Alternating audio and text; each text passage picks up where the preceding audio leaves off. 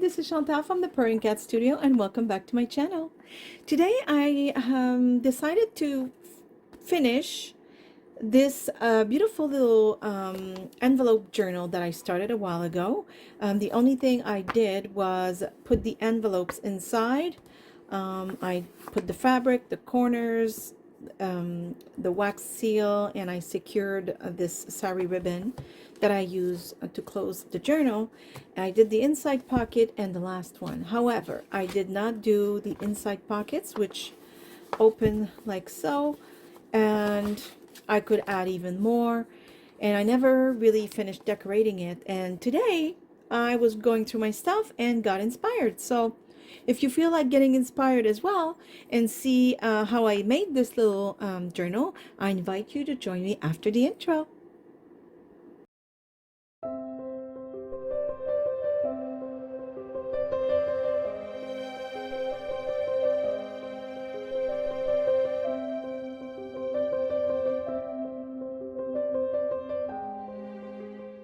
First, I will show you real quick how to make this. And I say real quick because once you understand the base or the basics, really it's up to you how you develop the idea. Okay, so I'm going to show you mine. So I made it to be, you open this and then you can open to the middle page, but this page also flips out. And then you fold it, you're in the middle page, and the same with the other side. That's it. And I covered the outside with fabric, and now I'm ready to roll. But let me show you real quick how to do it, and then I will probably go in fast forward mode because I feel that this process will kind of be a little long to make a video with it.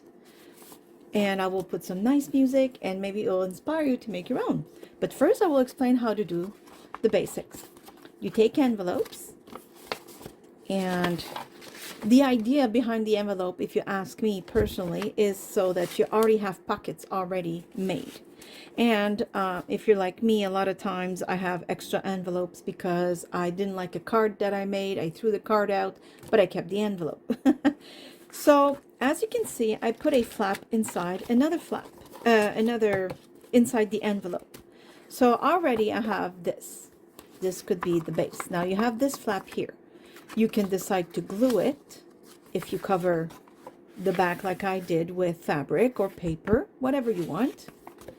Now, when you go back to the inside, the only way, the easiest way to add pages is to go like this. What you would do if you want to keep the pockets open, so this is going to be a little difficult because they're not glued in.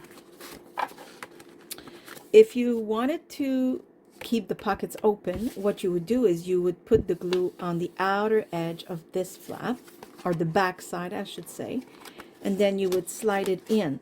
Therefore, it would be glued, but this would stay open. Okay? And then you can do the same on the other side. So you can flip this, because this is the one we just added. Then you go to your last page, you do the same thing on this. In this envelope, you glue the back side of the flap, you slide it in, and now this is also still open. We haven't touched this yet, and this is open as well. So now you're in the middle of the book, just like I showed you with mine. And so this would be the middle. We'll go back to the first. This is the first envelope we inserted. You could decide to glue this right here, and then it would fold this way. So now you would open your envelope this way and have a pocket right here. This would still be your middle. You close, you go back. Now we're back to the first page. I know it's a little confusing, just like that. And it's beige on beige on beige, I understand. However, I just want to show you all the possibilities. Now, I think in mine, what I have done is, so I started with the same two envelopes I showed you at the beginning, and I probably glued the flap on one of the sides before I covered with fabric. And then I added this envelope that I glued inside here, and I left this open, so I glued the back of the flap like so. Okay, and then I did exactly that. I can see it here. I glued this envelope this way, exactly like that. But instead of making it flap this way, it seems I have decided to fold it this way. So there's all kinds of ways. So I won't keep explaining because it's really your option to keep playing, because you could keep doing flip flops as many as you have envelopes. Because, so let's say this one we started, I put the first envelope in. You could put one right here and flip it like I did, but then you could also put one here and flip it this way, and now it becomes an envelope that's also like an accordion, because it would go, let me grab it, pretend it's all glued. It would open and open and keep opening. My camera is not even at a big angle enough to show you. See, it would be like so. It would keep opening and opening and flip-flopping. It's really, well, almost infinite. As many envelopes as you wish. So this is how you make an envelope journal. I hope it was clear enough. It's a little hard to explain unless you play with your own envelopes, and I do hope you grab some and have fun. And for now, for me, that was the only explanation I could really give you. I hope it was clear enough. And now I will start the process of decorating these pages. Like I said, I went through all kinds of papers I already had printed a long time ago from all different places. This is paper, this is cardstock. It doesn't matter because this is pretty solid envelope themselves. So some pockets I will cut like this, some others I will just make them end square. I think the outside ones, when I say outside, I mean that opens this way, I might make them square and make a little notch because it's easy access, where this is always going to be on the inside. And if I made it flush to the page with a tiny little notch, it would be very hard to get the things out, in my humble opinion, obviously. So that's why I think the outside ones I'll make square, like this one as well, and the inside ones I will probably cut out. Plus, I like the fact that we see that it's an envelope. That's the whole point. So I will now put it in fast forward mode. And before I go, I want to say a big thank you to all my subscribers. You are making me so happy. And believe me, I see each and every one of you, because every time I have a new one, I'm like, oh, another subscriber. I'm so happy. If you want to share my videos with your friends on social media, I would appreciate it to the highest point, to keep my channel alive and well noticed by YouTube. I need as many shares as possible. I need comments and likes, and I always reply to the comments. So again, thank you so much. And if you're new to my channel, please don't forget to subscribe and like and comment. I will be my pleasure to reply to you. I want to say thank you again. And well, here we go. Bye. Bye.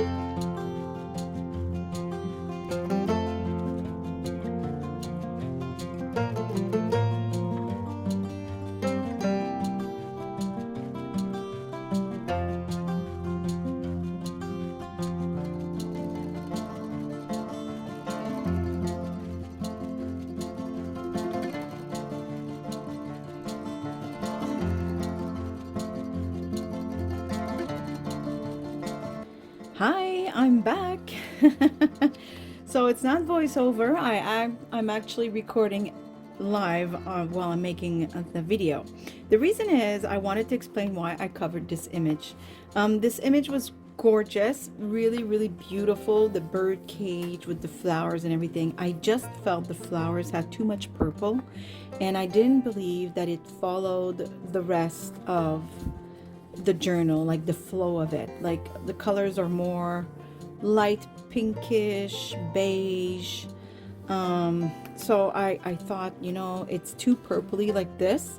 I will also change before the video ends. I'm just not sure what I'm going to do just yet, but I do want a certain flow to this journal. So I covered this, and now I'm going to go ahead with, because I also want to be mindful of what it looks like when it's open, just like so, but when it's completely opened as well, like so. So I do want to have some sort of coherence. I'm not sure of the word now, but yes, well, you figure it out, please. Between all the pages, some sort of like not trend, but yeah, maybe trend.